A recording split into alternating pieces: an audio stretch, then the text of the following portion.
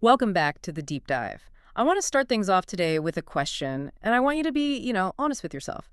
How often do you get that distinct Sunday night feeling? Oh, I know the one. Right. The mental checklist just starts running. Did I optimize my week? Did I read enough? Did I save enough money? Did I move my career forward? It feels like the modern condition, doesn't it? This state of being perpetually overwhelmed. Exactly. This pressure to become something better. We are just constantly hustling. It's the optimization trap. We Yeah. treat our lives like a project to be managed or a resume to be polished. Well, today we are looking at a stack of sources that doesn't just suggest, slowing down. It suggests a complete radical inversion of everything we've been told about success. Yeah, we're looking at the writings of a philosopher named Xu Feng. And we should probably put a disclaimer right up front. We should. This is not your standard work-life balance advice. This isn't take a bubble bath on Tuesdays to be more productive on Wednesday. No, definitely not. It's more like sell the bathtub and stop trying to be productive. Right. For context, Yu Feng is the founder of Community, Life Chanuan, and something he calls the second home. And the texts we're diving into today, essays like Simple, Simpler, The Highest Realm of Life, and his breakdown of the Eight Great Truths, they present a worldview that is, well, it's distinct. Distinct is putting it mildly. I was reading through this stack, and there were moments where I actually laughed out loud, and then moments where I just sat there, staring at the wall. Because he's telling us to stop trying. To stop trying, to stop reading, to stop saving money, to stop building a legacy. And it sounds extreme on the surface, but what we need to unpack here is that this isn't just advice for lazy people. It's a metaphysical argument. He's blending elements that look like Taoism, Buddhism, and a very specific cosmology to argue that our entire definition of value is just backwards. Okay, let's get into this machinery. Because that first source, simple, simpler, it really sets the stage. The core argument seems to be that a complex mind equals a miserable life. Precisely. Xu Feng argues that complexity is the enemy. He views life strictly as a journey or a tour. He uses this metaphor. If you're a tourist, why would you carry heavy luggage? I love that image. It's a really powerful reframing. I mean, imagine you're on a tour bus visiting a foreign country. You know you have to get off the bus eventually. That's death. Right. You can't stay on the bus forever. So if you are just a tourist, why are you trying to hoard everything you see out the window? Why are you stuffing rocks in your backpack? We spend our lives collecting souvenirs that we can't take through customs. But then he gets really specific about what counts as luggage, and this is where the anti-advice kicks in. He says explicitly, do not buy houses, do not buy cars, do not go to the bank to save money. And do not seek fame. That's a big one for him. He says something like, don't hope that the people around you will look at you with new respect. Which goes against every LinkedIn post I have ever seen. I mean, our entire economy is built on earning respect and status. And Xu Feng would argue that desire for respect is just another heavy bag you're dragging onto that bus. Think about it. If you have status, you have to defend it. Right, you have to maintain it. A reputation, a house, you have to fix the roof. His formula is really simple. Complexity leads to worry, and worry blocks the spirit. Okay, but here's the part that really stopped me in my tracks. We're doing a show right now about learning, right? We're deep diving into knowledge. And yet, Xu Feng explicitly commands, do not covet learning and knowledge. Yes. It is ironic, isn't it, that we're analyzing a text that tells us not to analyze text. Exactly. I felt a little called out. But look at his reasoning. He compares humans to nature. He points to the earthworm and the bird. He says, look at the earthworm. Does it have a PhD? No. Does the bird read philosophy? No. Yet they live easily. They're at ease. They follow their nature perfectly without having to intellectualize it. So he sees intellect as an interference pattern, like static on the radio. Precisely. His argument is that what we call knowledge, especially academic or success-oriented literature, it's just noise. It complicates the spirit. It separates you from the raw experience of reality. He says, instead of reading books, you should read the white clouds, read the little birds, read the wind. Which sounds lovely and poetic until you have to pay a mortgage. And that's where he would stop you. He'd say, why do you have a mortgage? Why did you buy the house in the first place? Touché. He really does corner you. He does. It's the concept of wu wei, non-action, taken to a literal extreme. The most wonderful thing is to manage nothing. It's an argument against agency. He believes that by trying to manage your life, you are fighting the current of the universe. And there's a huge social component to this simplicity, too. It's not just about stuff. It's about how we treat people. He talks about currying favor, trying to please the boss or the powerful. He says, cut that out immediately, because that's artificial behavior. But he goes even deeper into the idea of judgment. This is one of the most vivid parts of the text. He argues that we waste an immense amount of energy deciding who is good and who is bad. Oh, I definitely remember the analogy he used here. It was graphic. It was certainly memorable. He says, and forgive me, listener, but this is a direct quote. He says, "The mouth shouldn't dislike the anus for being dirty." The anus shouldn't be jealous of the mouth's nobility. Exactly. It catches you so off guard. It does, but think about the functionalism of that statement. In a body, the mouth and the anus have different jobs. Neither is better. They're just playing their roles. Xu Feng applies this to the entire universe. He says the devil has a role. The saint has a role. So if you're spending your time judging the devil for being a devil... You're like the mouth yelling at the anus. You're fighting reality. You're just wasting energy on something that is a structural part of the whole universe. That is a radical form of acceptance. It implies that everything, the horrific and the beautiful, it's all just machinery. Correct. And if you accept that, you stop trying to fix it. You stop judging. And suddenly, your life gets simpler. You enter a state of flow where you leave the management of your life to God or the Tao. And he points to the residents of his second home community as the example. Right. They own nothing personally, yet they lack nothing. Okay, so that's the how. Be simple, be like a bird, don't judge the anatomy of the universe. But why? Why does he think the universe works this way? This brings us to the next source, the 8 great truths living humans need to understand. And this is where we get into the metaphysics. To understand Xu Feng's behavior model, you have to understand his map of the cosmos. First, he posits that Earth is not our permanent home. It is a transfer station. A transit hub, like a massive international airport terminal. Exactly like an airport terminal. You have people arriving, people departing. You've got wealthy business travelers, backpackers, staff, security. Xu Feng says Earth is where different levels of beings all mix. Gods, humans, animals, demons. And spirits, all passing through this plane. Some are on their way up, evolving toward heaven. Some are on their way down, devolving toward hell. Which explains why things are so chaotic here, I guess. It's just a mixing bowl. But there's a mechanism he describes for how you move up or down, and it sounded a lot like accounting. It is cosmic accounting. He introduces a concept of universal energy conservation. It's basically a zero-sum theory. He argues that the sum of positive and negative energy is zero.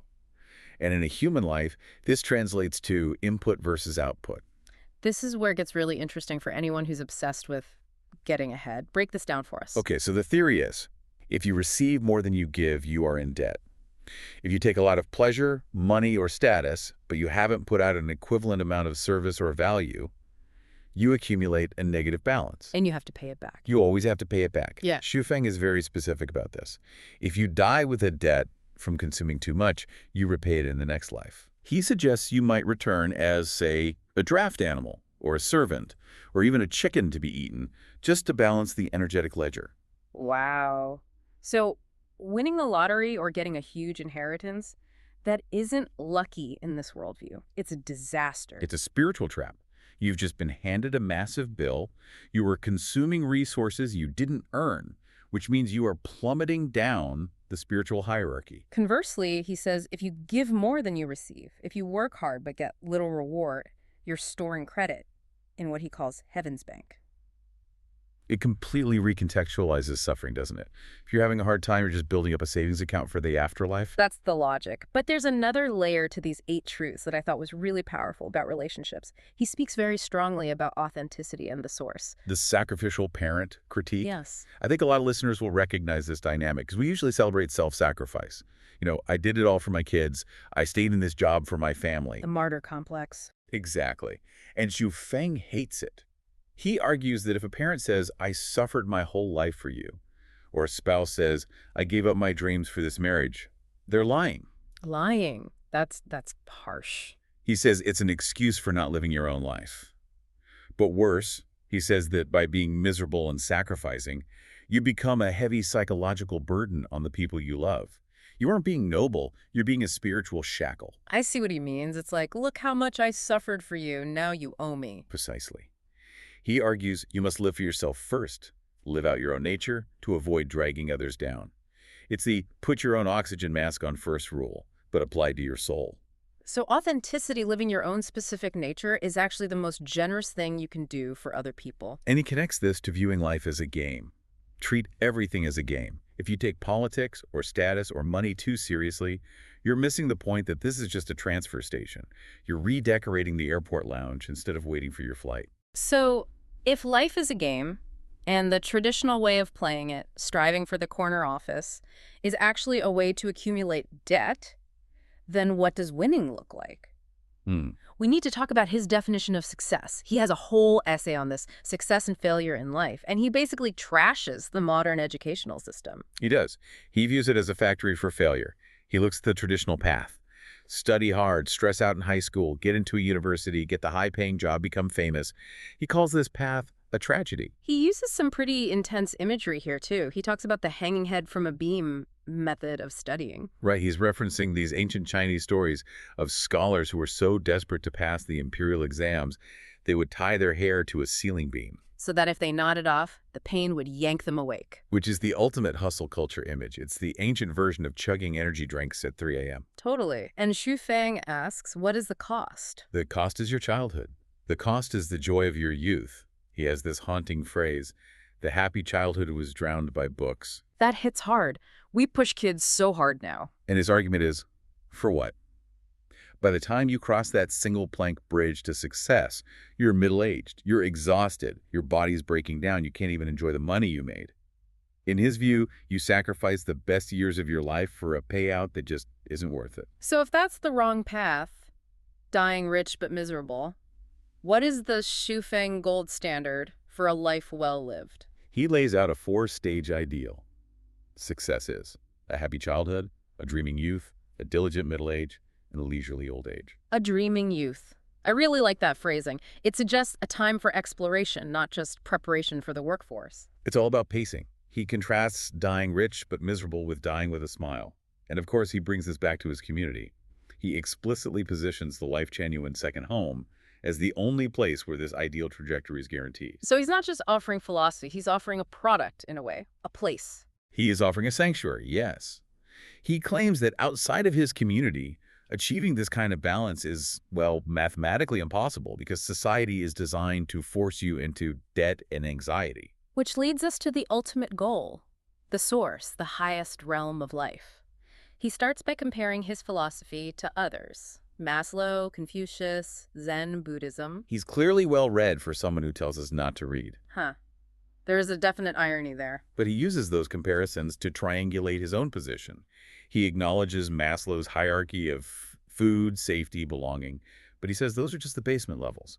He defines the highest realm with very specific, almost contractual criteria. Let's run through them. If I'm living in the highest realm, what is my life like? Okay, the first two were surprisingly practical. No debt and no worry. And he doesn't mean manageable low-interest debt. He means zero.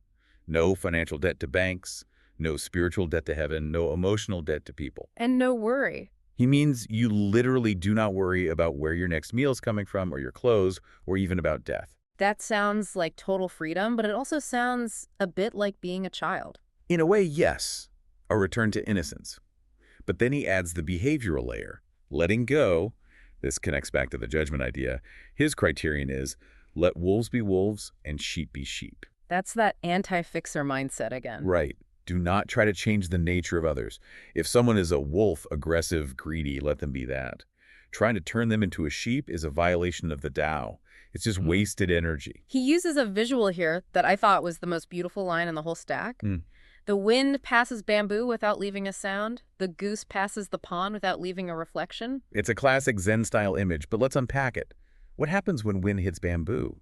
It moves, it bends, it creates a sound. But once the wind is gone, the bamboo doesn't hold on to the sound. It snaps back.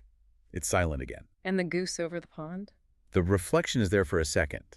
The water perfectly mirrors the goose, but when the goose flies away, the water doesn't try to keep the reflection. It doesn't grasp. So it's about non-stick living, like Teflon for the soul. Exactly. You experience life, you feel the wind, you see the reflection, but you don't leave a sticky trace. Yeah. You don't create karma. You don't create entanglement.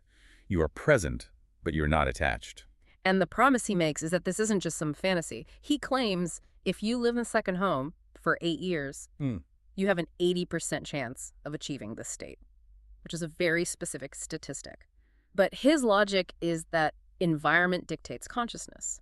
If you live in a community where resources are shared, you have no financial worry. Where status is removed, you have no ambition. You naturally float up to this highest realm. You stop accumulating luggage because there's nowhere to put it. Exactly. You accumulate treasure in heaven instead of in the bank. It's fascinating because it addresses a very modern pain, anxiety, burnout, that feeling of running on a treadmill. But the solution is so counterintuitive. We usually try to solve burnout by managing better, getting a better plan or a better app, a better job. And Xu Feng says, no, get off the treadmill, stop running, stop tearing. And, crucially, start paying your debts. Right. That's the piece that keeps it from being pure nihilism. It's not just do whatever you want. It's stop accumulating things that create spiritual debt. It's a very disciplined kind of giving up. So what does this all mean for us, for the listeners who are probably not going to pack up and move to a commune tomorrow? I think the value here is in the friction. You don't have to subscribe to the whole cosmology of demons and elves to feel the weight of the argument. The central question is simply, what constitutes value? Right. Our society says value is accumulation. More money, more knowledge, more followers. Xu Feng asks us to consider that our wins might actually be losses. It really makes you look at your own life differently. When you get that raise or you buy that new car, are you celebrating or should you be worrying about the invoice coming from the universe? And that is the provocative thought to leave with. If the universe really is a zero-sum game of energy, if every input requires an output, are your current successes building a foundation or are they just digging a hole? Are you building up a debt that you'll have to pay back when you're, well, a chicken? A terrifying thought to end on, but that's the deep dive into the world of Xu Feng. Whether you're ready to delete your banking app or just want to look at the clouds for 5 minutes without feeling guilty, it's certainly a different way to view the daily grind. Thanks for listening, and we'll catch you on the next one.